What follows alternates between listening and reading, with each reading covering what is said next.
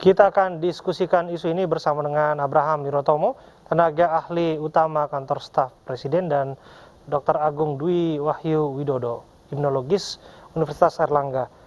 Assalamualaikum, selamat malam Pak Agung dan Pak Abraham. Selamat malam Mas Abraham, Mas Agung. Ya, selamat malam Pak Abraham. Saya ke Pak Abraham terlebih dahulu. Pak Abraham Wirotomo. Ya. Iya, sama nama kita Pak, Abraham Silaban di sini Pak. Tapi yang jelas satu di istana, satu di studio Pak. Tapi begini, mengenai informasi yang baru kita terima dari istana. Ini menarik Pak, soal booster sebagai syarat perjalanan mudik. Ini kabar gembira satu hal, tapi pertanyaan berikutnya, apakah vaksin boosternya itu cukup untuk mereka yang ingin segera booster untuk bisa pulang kampung? Ya, jadi sebagaimana pada rutinnya, Bapak Presiden memimpin rapat kabinet, memantau dengan sangat detail perkembangan situasi penanganan pandemi. Nah, kabar baiknya untuk masyarakat Indonesia, situasi semakin terkendali, situasi semakin baik. Jadi apabila kita lihat angka kasus menurun 49%, angka kematian menurun 19%, angka bor atau rumah sakit menurun 32%. Lalu positivity rate juga menurun di angka 8%. Nah, dari para pakar memberi masukan yang kurang dari Indonesia adalah capaian vaksin.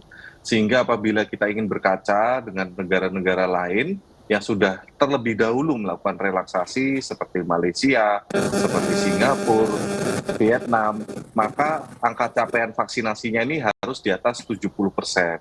Nah, untuk itu pemerintah berupaya untuk meningkatkan angka capaian vaksinasi supaya kita bisa relaksasinya bisa lebih aman. Jadi relaksasinya terus dilakukan, namun harapannya pandemi ini tidak akan meningkat kembali.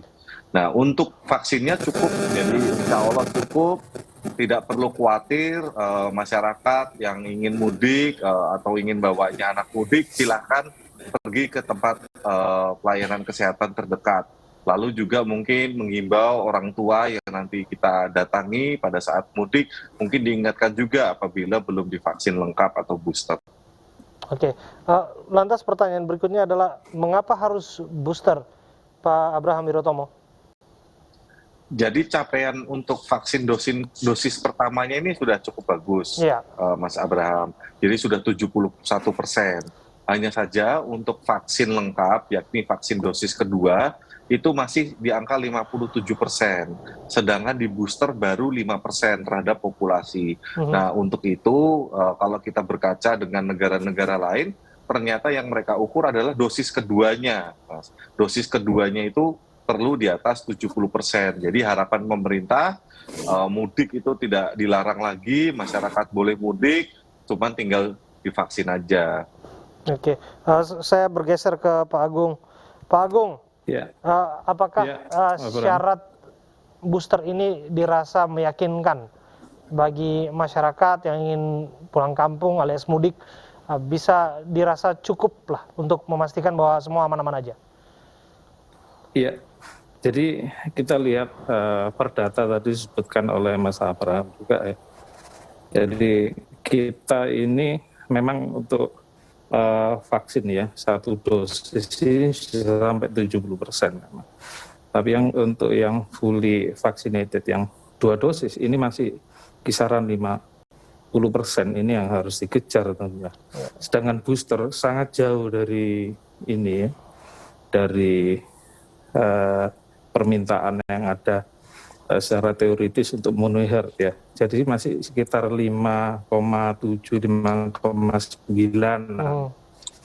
Jadi kalau seandainya harus dikebut sebelum Lebaran, semoga ini bisa terkebut. Tapi sebenarnya kalau kita lihat dasarnya, vaksin yang diharapkan secara internasional adalah 2. Ini syarat kunjungan ke negara lain dan seterusnya. Kenapa? Karena dasar vaksin 2 dosis ini yang memang bisa memberikan efek proteksi pada kita dan memberikan efek herd immunity. Dengan booster bisa kita lihat ini individual banget ya. Tentunya nanti akan memberikan efek proteksi lebih kuat sebenarnya kalau seandainya kita lakukan secara komprehensif, gitu Mas Orang. Oke, tapi ada masalah tidak dengan mekanismenya? Yang saya tangkap tadi Anda menyebutkan bahwa sesungguhnya ada juga kalangan masyarakat, tidak sedikit lapisan masyarakat yang belum lengkap dosis 2 misalnya, mereka belum divaksinasi lengkap. Tapi lantas mereka harus disyaratkan booster untuk bisa melakukan perjalanan pulang ke kampung halamannya di momen Lebaran. Apakah ini akan menjadi masalah kelak? Iya. Ke siapa ini? Saya? Iya, ke Anda Pak Agung. Jadi tentunya perlu ya vaksin ini harus dilalui dengan 2 dosis dulu sebelum dilakukan booster. Jadi kalau tanpa 2 dosis ini tidak ada kata-kata booster sebenarnya. Jadi sebenarnya vaksin ini dilakukan 2, kemudian baru diberikan boosternya. Tapi kalau seandainya mereka belum dilakukan vaksin 2 kali, kemudian mengejar booster, maka ini tidak akan tercapai saya kira. Karena yang penting itu 2 dosisnya itu yang harus kita penuhi terlebih dulu. Oke, saya ke Pak Abraham Wirotomo. Pak, benarkah jika logikanya demikian artinya mereka yang belum dapat 2 kali suntikan, artinya mereka yang dapat 1 kali suntikan saja, mereka nggak akan punya kesempatan untuk bisa melakukan perjalanan mudik? Tadi sebagaimana Bapak Presiden sampaikan bahwa vaksin dosis 2 dan booster, artinya yang kalau baru 1 dosis ya vaksinnya yang kedua, tapi kalau vaksinnya udah 2 kali ya booster. Jadi sederhana saja, jadi prasyarat untuk mudik ini nanti semakin longgar, lalu untuk berjemaah, untuk taraweh juga persyaratannya juga semakin longgar, protokol kesehatannya tapi tetap, hanya saja tidak ada tuh kalau tahun lalu itu kan kita ngalamin ada surat izin masuk lah, ada surat izin keluar lah. Nah ini udah nggak ada lagi. Nah sekarang pemerintah melakukan relaksasi, tapi sesuai dengan masukan dari para pakar. Sebentar Pak Abraham. Maka masyarakat. Artinya sampai di sana yang saya tangkap artinya tidak ada kata kewajiban untuk booster untuk bisa melakukan perjalanan. Tapi bagi siapapun yang masih dapat 1 dosis suntikan, dia mau melakukan perjalanan, dia bisa melakukan suntikan dosis kedua, dia akan diperbolehkan untuk melakukan perjalanan itu ya. Saya putus-putus, tapi pada intinya kalau memang dia itu udah vaksinnya ada 2 kali, maka sesuai dengan ketentuan 3 bulan dia harus booster.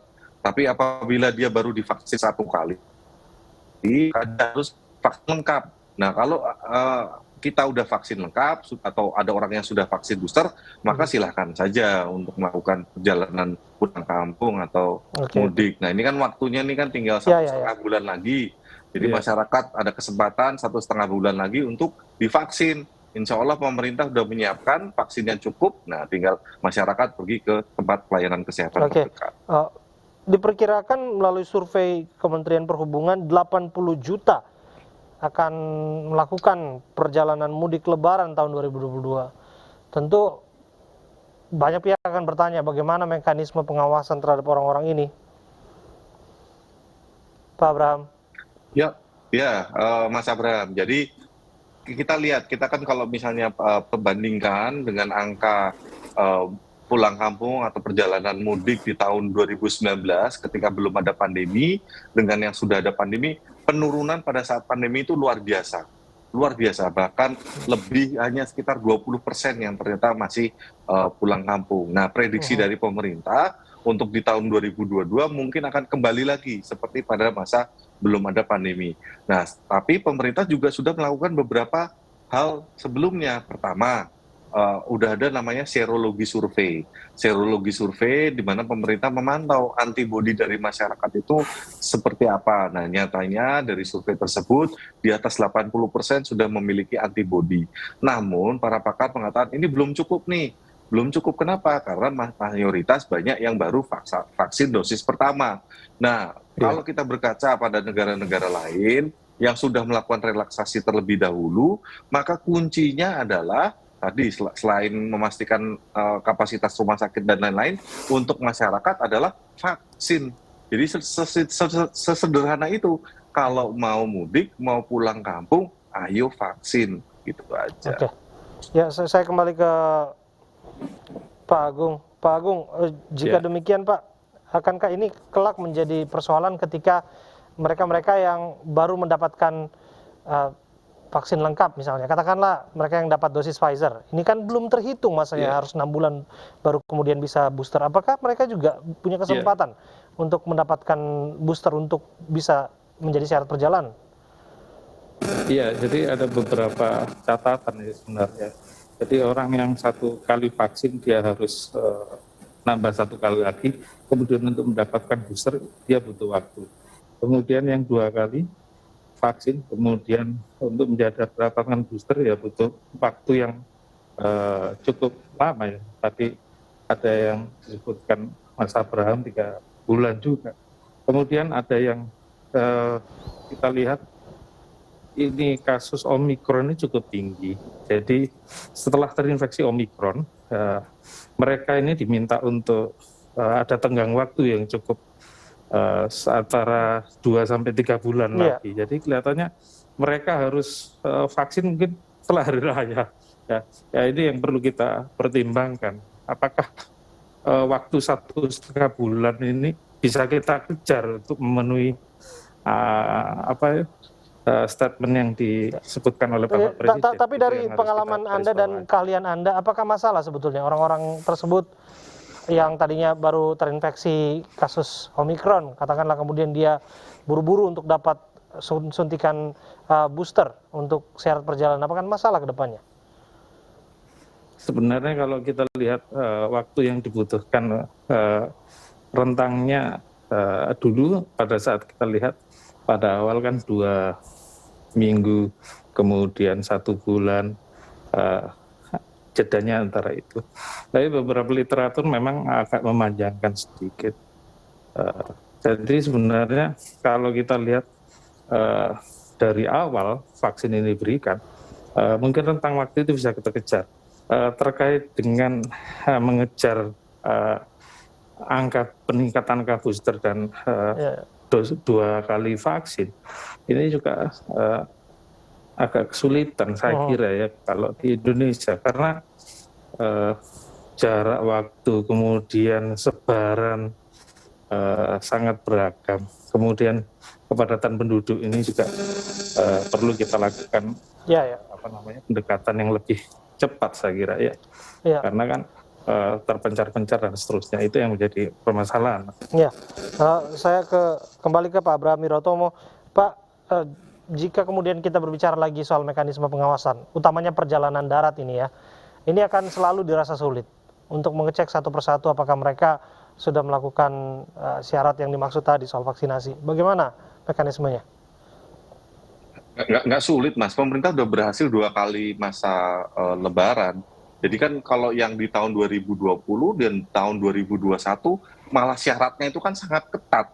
Saking ketatnya bahkan yang bisa melakukan perjalanan pulang kampung menurun bahkan 10-20%. Tapi kan sekarang justru direlaksasi, semakin mudah masyarakat untuk bisa pulang kampung atau mudik. Jadi ngawasinya lebih gampang. Lalu tadi kalau kata Mas Abraham nyari kasus-kasus lah, mungkin jumlahnya itu menurut saya nggak banyak. Mayoritas masyarakat pokoknya fokusnya pergi ke pelayanan kesehatan untuk divaksin. Tapi kalau tadi yang ternyata rentang waktunya terlalu mepet, masih bisa, tapi dengan cara antigen.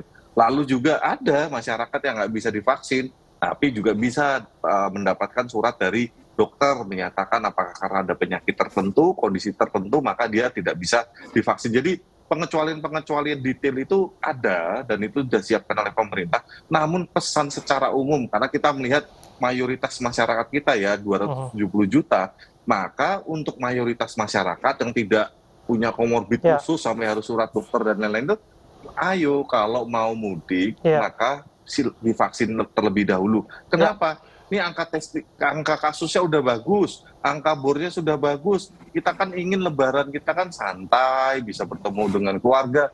Maka para pakar meringatin pemerintah nih, kalau mau relaksasi, maka capaian vaksinnya juga harus mirip kayak negara-negara lain yang sudah ternyata capaian vaksinnya di atas 70%. Jadi Indonesia juga belajar dari negara-negara lain. Oke, soal bahwa mengantisipasi ledakan kasus itu juga harusnya sudah diperhitungkan ya Pak Abraham Wirotomo, karena ini kan tidak sedikit mobilisasi massa Pak, dan kalau kita bicara soal vaksin itu juga nggak jaminan seorang tidak terinfeksi. banyak kasus orang udah dosis lengkap juga masih kena kasus gitu. Termasuk ya orang booster juga saya tahu juga ada yang kena. Sudah Mas, makanya kekhawatiran pemerintah itu bukan orang kena. Sekarang ini kan kekhawatiran lebih utama kita adalah bagaimana memastikan pelayanan kesehatan itu memiliki kapasitas untuk melayani orang yang sakit. Nah, ketika kita belajar dari Omikron, dengan antibodi masyarakat itu sudah meningkat, ternyata angka bor kita rendah, hanya sekitar 30% dibandingkan dengan Delta. Jadi pemerintah tidak lagi khawatir dengan overload atau misalnya over capacity dari rumah sakit. Kalau ketika masyarakat itu bisa dilayani di rumah sakit, maka angka kematiannya itu juga jatuh dan menurun.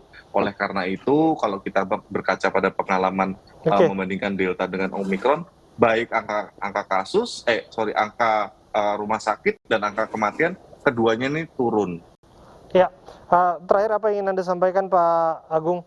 Karena ini kaitannya dengan mobilisasi massa yang cukup tinggi. Di lain sisi juga kita terus mengawasi mutasi-mutasi. Ada lagi yang akan datang Delta Cron. Ini juga menarik juga kan kita mengawasi pergerakan varian ini. Ya, jadi vaksin kemudian yang dilakukan 2 kali, kemudian kita juga menambahkan dengan booster. Ini sebenarnya tidak bisa menggantikan masker. Jadi mungkin vaksin dan booster ini melindungi kita pada saat virusnya masuk. Sedangkan untuk mencegah transmisi proses penularan, kita harus tetap menggunakan masker, kemudian mencuci tangan dan menjaga jarak. Jadi walaupun kita sudah divaksin berkali-kali atau booster berkali-kali, kita harus tetap prokes seperti yang kita lakukan selama ini. Itu Mas Subran. Terima kasih, ada kesadaran masing-masing pihak, regulator yang membuat aturannya dan juga ada partisipasi masyarakat yang aktif untuk memastikan semuanya terlindungi dalam perjalanan mudik kelak. Terima kasih Pak Abraham Wirotomo. Terima kasih juga Pak Agung sudah hadir bersama kami.